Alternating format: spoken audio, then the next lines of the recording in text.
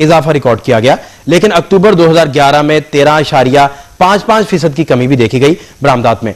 और textile sector तवानाई के बहरान का शिकार है। इसके साथ ही शरह सूद के डबल डिजिट में होने की वजह से कोई नया मंसूबा या प्लांट नहीं लगाया गया और टेक्सटाइल यूनिट्स बंद होते जा रहे हैं और बेरोजगारी में भी इजाफा होता जा रहा है। टेक्सटाइल सेक्टर जो है हुकूमती ताउन का मुंतजर भी हमें नजर आता है।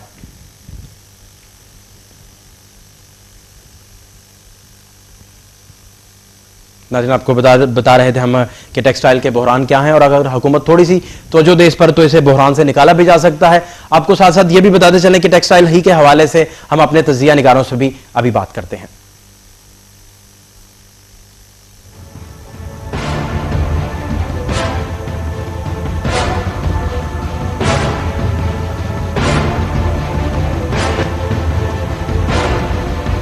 आपको हवाले से और यूरोजोन मालियाती बहरान की बायस हमारी कंसी किन किन मसाइल का उसको सामना है और उसकी बरामदात किस तरह मुतासिर होती हैं, इसी हवाले से बात करने के लिए हमारे साथ टेलीफोन लाइन पर इस वक्त मौजूद हैं आमिर सदीकी। आप डिप्टी जीएम फाइनेंस हैं कोहिनूर मिल्स के। बहुत शुक्रिया सर रॉयल न्यूज से गुफ्तगू करने के लिए। शुक्रिया सर। अच्छा सर, फरमाइएगा कि एनर्जी क्राइसिस के बायस टेक्सटाइल सेक्टर की ग्रोथ आप किस तरह देख रहे हैं?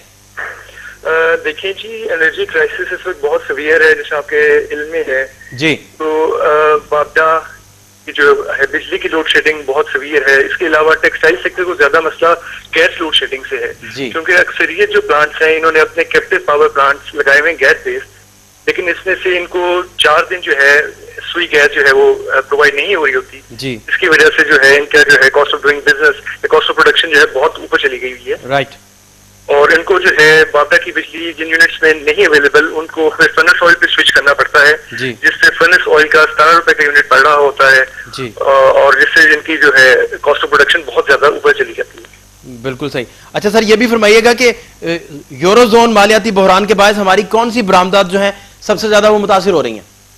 देखिए जी, टेक्सटाइल में जो पाकिस्तान की ज्यादा बरामदात हैं कॉटन के अलावा वो क्लॉथ यानी कि ग्रे क्लॉथ और बेड वियर की हैं जी। और जो अनफॉर्चुनेटली जिन ममालिक में बहरान आया हुआ है इटली और स्पेन, अगर आप ये स्टेटिस्टिक्स देखें तो यही हमारे टॉप 10 एक्सपोर्ट डेस्टिनेशंस में रहे हैं पिछले 3-4 सालों में। जैसा हमारी क्रॉप है उसमें इटली 2nd नंबर पे रहा है और स्पेन 6th नंबर पे, जबकि बेडवेयर में स्पेन 6ठे नंबर पे और इटली 8वें नंबर पे डेस्टिनेशन रही है।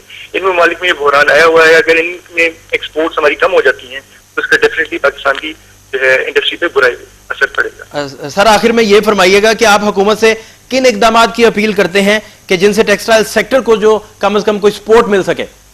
देखिए जी, सबसे ज्यादा तो एक बिजली का बहरान है, तवानाई का बहरान है। इसमें गवर्नमेंट को चाहिए कि गैस जो है यूनिट्स को, हमारे जो टेक्सटाइल यूनिट्स हैं इनको गैस की फराहमी यकीनी बनाए, पावर की फराहमी जिन जो बाबदा पे वेस्ट कर रहे हैं यूनिट्स उनको पावर की फराहमी यकीनी बनाई जाए। इसके अलावा मार्कअप पे हमें सब्सिडी दी जाए, जिस तरह एक्सपोर्ट फाइनेंस पे टेक्सटाइल यूनिट्स को काफी सब्सिडी मिली थी लेकिन अब गवर्नमेंट ने वो भी विड्रॉ कर ली हुई है।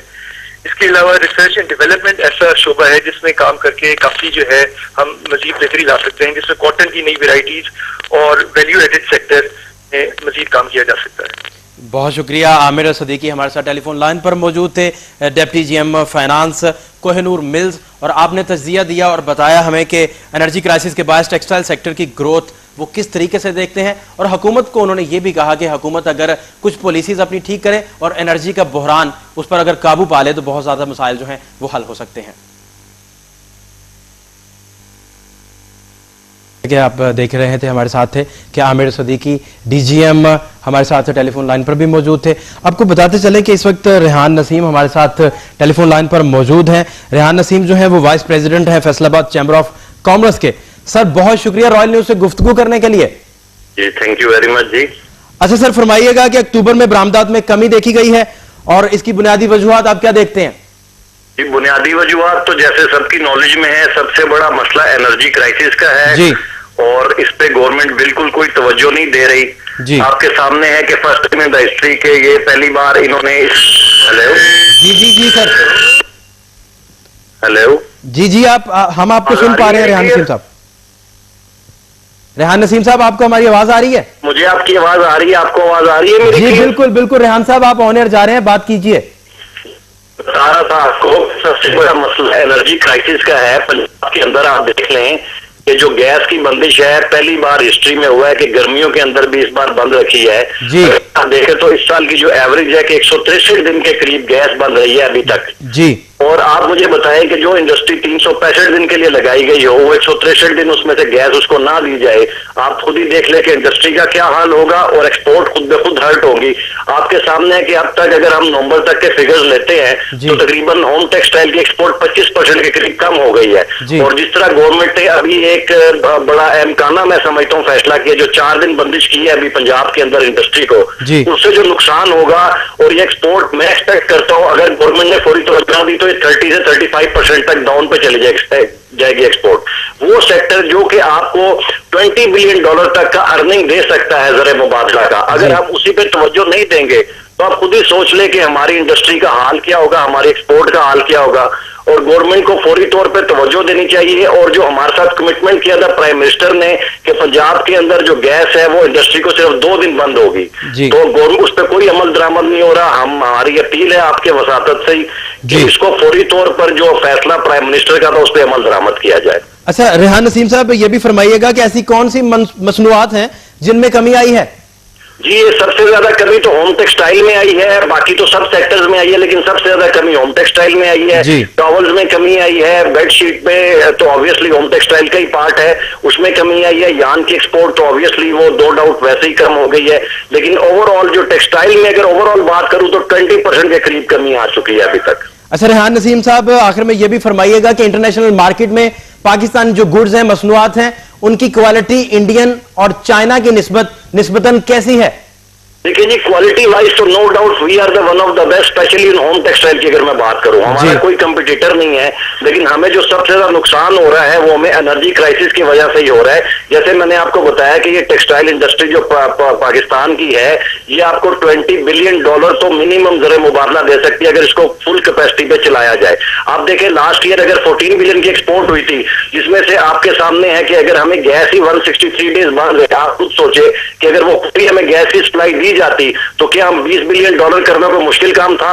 और अब गवर्नमेंट गैस की बंदिश को और बढ़ा रही है। देखे ना जी, अब आपने देखना यह है कि हमें किससे फायदा है किससे नहीं। फर्टिलाइजर नो डाउट जरूरत है, लेकिन अगर फर्टिलाइजर इंपोर्ट भी कर रही है गवर्नमेंट और गैस सारी फर्टिलाइजर को दे रही है और टेक्सटाइल इंडस्ट्री को गैस की फराहमी बंद कर दी गई है, तो इससे नुकसान देखना चाहिए कि इसका ओवरऑल नुकसान कितना हो रहा है। और हम जो अगर फर्टिलाइजर को चला के और इंपोर्ट करके जो डिफरेंस है, तो हम मेरे ख्याल में अगर इंपोर्ट पे रहते फर्टिलाइजर की और गैस ये 3 महीने फर्टिलाइजर को बंद रखते और टेक्सटाइल इंडस्ट्री को देते, तो मैं ये समझता हूं कि $4 से $5 बिलियन का हमें फायदा होना था, जो कि गवर्नमेंट की पता नहीं क्यों जो वहां पर बैठे हैं जो हमारे हाई लेवल पे, उनको ये समझ क्यों नहीं आ रही। बड़ी सीधी सी बात है जो मैंने आपको बोली है अभी।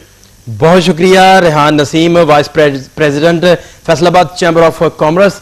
बड़ा मुफस्सल और तफसील से इन्होंने बताया, हुकूमती जो पॉलिसी है उन पर तनकीद भी इन्होंने की और इनका यह बताना था कि हुकूमत अगर रिसोर्सेज को पूरा कर दे तो इनका कंपेटिटर बैनुल-अक़वामी मार्केट में कोई भी नहीं है। नाज़रीन, आपको बताते चलें कि इस वक्त हमारे साथ डॉक्टर इख्तियार बेग टेलीफोन लाइन पर मौजूद हैं। आप नामवर माहिर मुआशियात भी हैं और वज़ीर-ए-आज़म के टेक्सटाइल सेक्टर के एडवाइजर भी हैं। डॉक्टर साहब, बहुत शुक्रिया, रॉयल न्यूज में आपको खुशामदीद कहते हैं। बहुत शुक्रिया जी। अच्छा सर, फरमाइएगा कि तवानाई का बहरान टेक्सटाइल सेक्टर में कितना है? जी, हमारे मुल्क की पूरी सनत एनर्जी के बहरान से मुतासिर है, लेकिन क्योंकि हमारी टेक्सटाइल बैकबोन है, हमारी एक्सपोर्ट 55% जो है वो टेक्सटाइल से आती हैं जी, 40% jobs manufacturing sector textile sector देता है जी, ज्यादा मुतासिर हुई है। और इसमें हमारा जो वैल्यू एडेड प्रोसेसिंग इंडस्ट्री वो बहुत बुरी तरह से है, क्योंकि उसमें डाइंग या फिनिशिंग वो प्रोसेस होते हैं कि जो जिसमें ब्रेकडाउन नहीं अफोर्ड कर सकते, पट्टा आ जाता है। तो इसके लिए हमने डॉक्टर आसिम साहब को भी बुलाया था और उसके साथ इंडस्ट्री वालों ने बात की है और ये बतलाया है कि कैबिनेट के डिसीजन के मुताबिक इंडस्ट्री की जो तरजीहात हैं, प्रायोरिटी नंबर 2 आता है रेसिडेंशियल कंज्यूमर के बाद। लिहाजा रेसिडेंशियल कंज्यूमर को बिजली गैस देने के बाद जो गैस बचती है उसका हक इंडस्ट्री का है और ये बात उन्होंने मानी है। लेकिन हमारे हर सेक्टर की एक अपनी अहमियत और एक अपना प्रेशर बिल्डअप ग्रुप है।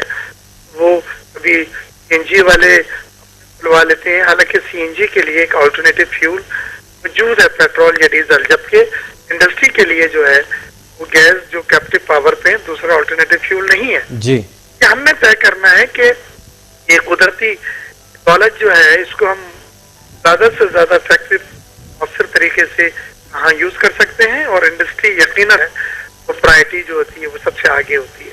अच्छा डॉक्टर साहब, ये भी फरमाइएगा कि कौन से ऐसे इकदाम किए जाएं कि बरामदात में जो है वो इजाफा हो सके? देखिए अभी तो एनर्जी के लिए शॉर्ट टर्म पे तो एलएनजी और एलपीजी गैस की इंपोर्ट अलाउ फौरन कर रहे हैं जी, ये गैस आएगी। फिर लॉन्ग टर्म पे ईरान पाकिस्तान गैस पाइपलाइन है, तापी गैस पाइपलाइन है, शेल गैस एक होती है उसके भी रिजल्ट मिले, लेकिन उसकी एक्सप्लोरेशन वगैरह में भी टाइम लगेगा। ENI कंपनी के साथ जॉइंट वेंचर कर रहे हैं।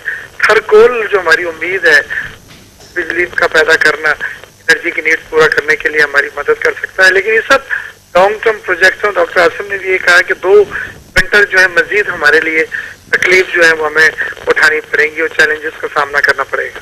अच्छा डॉक्टर साहब, आखिर में ये भी फरमाइएगा कि बहरान की वजह से बेरोजगारी में इजाफा हुआ है, उसने जन्म लिया है, यूनिट्स बंद हो रहे हैं बहुत ज्यादा, तो इस पर आप क्या कहेंगे?